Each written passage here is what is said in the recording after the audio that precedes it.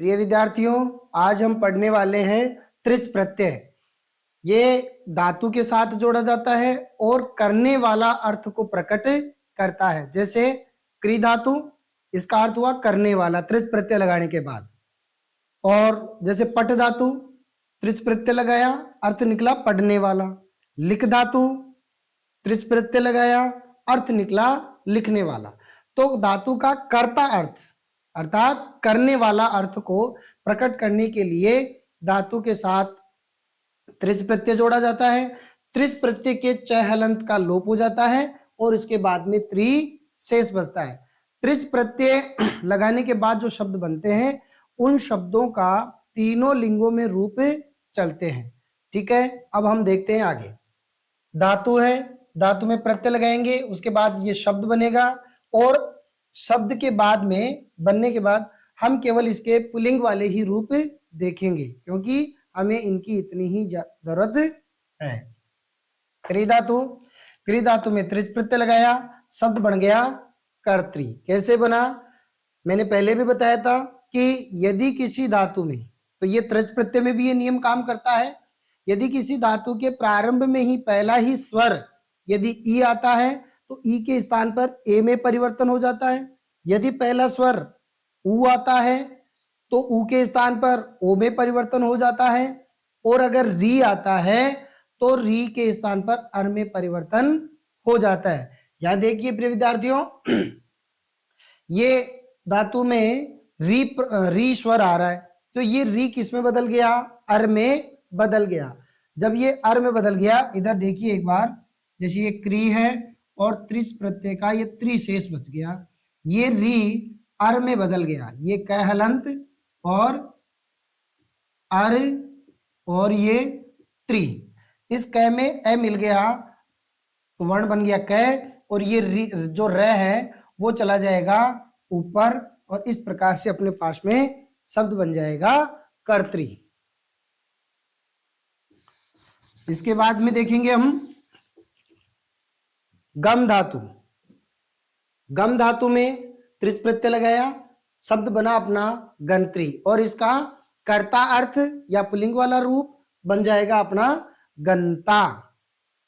हन धातु, हन धातु में त्रिच प्रत्यय लगाया, शब्द बन गया हंत्री और इसका पुल्लिंग वाला रूप बन जाएगा हंता।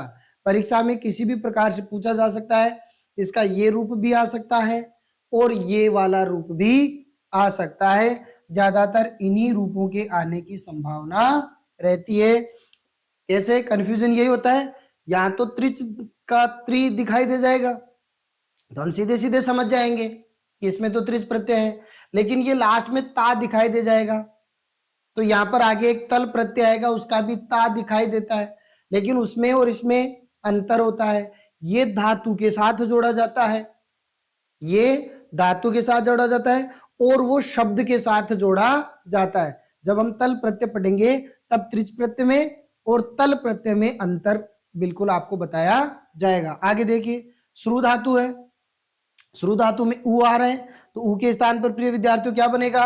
ओ बनेगा। तो इस श्रु में ऊ का ओ हो गया श्रो और त्रिच प्रत्यय जब जोड़ा तब बन गया श्रोत्री और इसका कर्ता और पुल्लिंग वाला रूप हो गया श्रोता। दा धातु है, दा धातु का अर्थ होता है देना, त्रिच प्रत्यय लगाया, शब्द बन गया दात्री और पुल्लिंग अर्थ में बन गया दाता अर्थात देने वाला। नी धातु, नी धातु में ई आ रहा है तो ई के स्थान पर ए में परिवर्तन हो गया तो त्रिच प्रत्यय लगाने के बाद में शब्द बना नेत्री और इसका पुल्लिंग वाला रूप बना नेता। अब हमारे मन में एक प्रश्न आ जाता है कि नेता तो वो होते हैं जो राजनीति करते हैं, लेकिन नेता शब्द का वास्तविक अर्थ क्या होता है? नी अर्थात ले जाना और नेता अर्थात ले जाने वाला, अर्थात आम जनता को, आम आदमी को आगे ले जाने वाला, जनता की बात को आगे ले जाने वाला। संस्कृत में इसकी व्याख्या बनती है नयति इति नेता, अर्थात जो आगे ले जाता है। तो देख लीजिए, करने वाला अर्थ हो नी यानी ले जाना और नेता यानी ले जाने वाला। हम यहाँ से जैसे विधायक बना करके चुन करके भेजते हैं, विधानसभा में वही हमारी बात को लेकर के जाता है, तो ले जाने वाला कौन हुआ आगे अपनी बात को? नेता हुआ। इस प्रकार से नी धातु में त्रिच प्रत्यय लगाने पर नेत्री शब्द बना और इसका पुल्लिंग अर्थ बना, पुल्लिंग शब्द बना नेता। इधर देखिए भ्री धातु, भ्री धातु का अर्थ होता है भरण पोषण करना।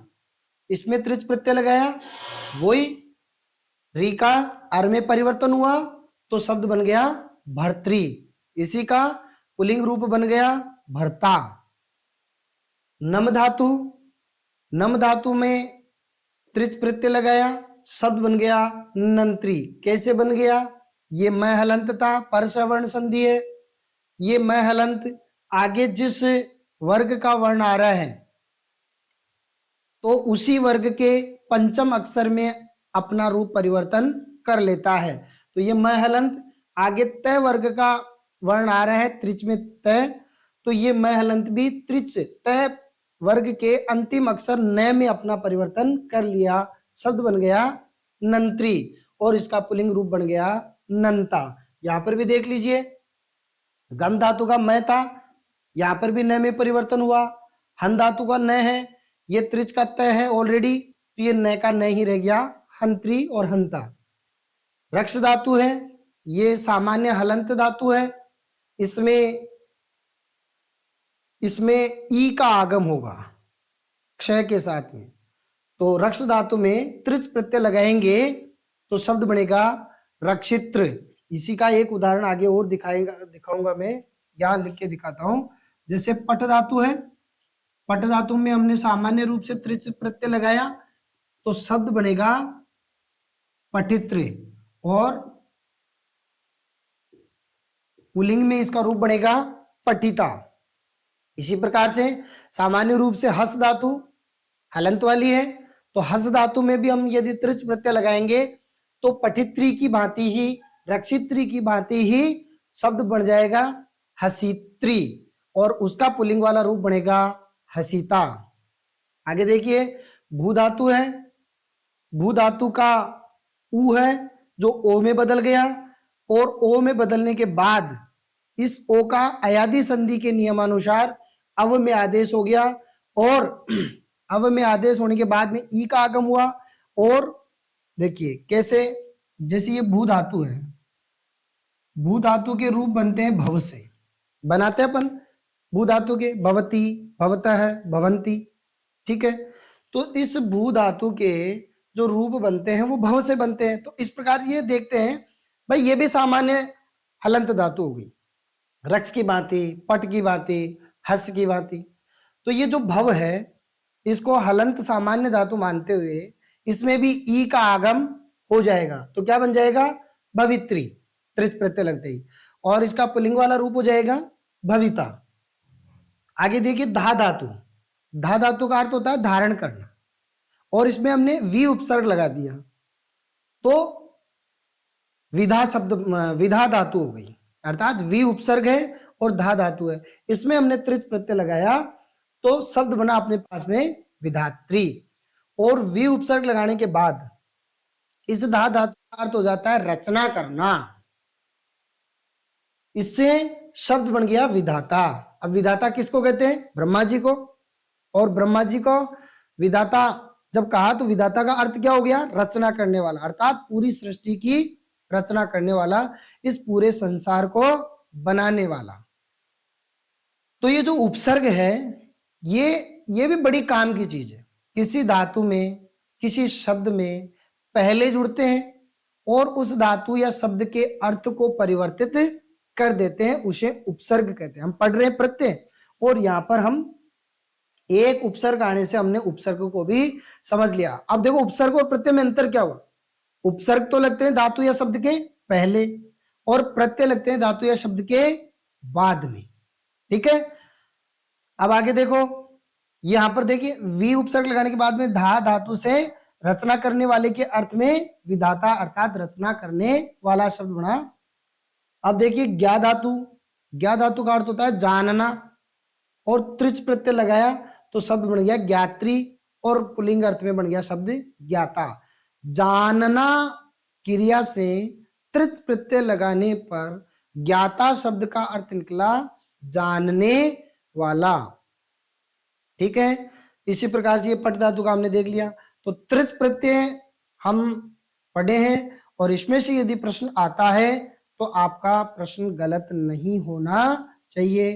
प्राय करके कर्ता, श्रोता, दाता, नेता, ये ज्ञाता, ये शब्द प्राय करके परीक्षा में कई बार पूछ भी लिए जाते हैं, तो थोड़ा सा हमें सावधानी से पढ़ना है। अब इस प्रकार से हमने सत्री, सानच, तव्यत, अनियर, कतिन और ल्युट और ये त्रिच प्रत्यय, इस प्रकार से हमने 7 प्रत्यय पढ़ लिए हैं और ये 7 प्रत्यय अपने कृत प्रत्यय माने जाते हैं। अब आगे हम पढ़ेंगे तद्धित प्रत्यय।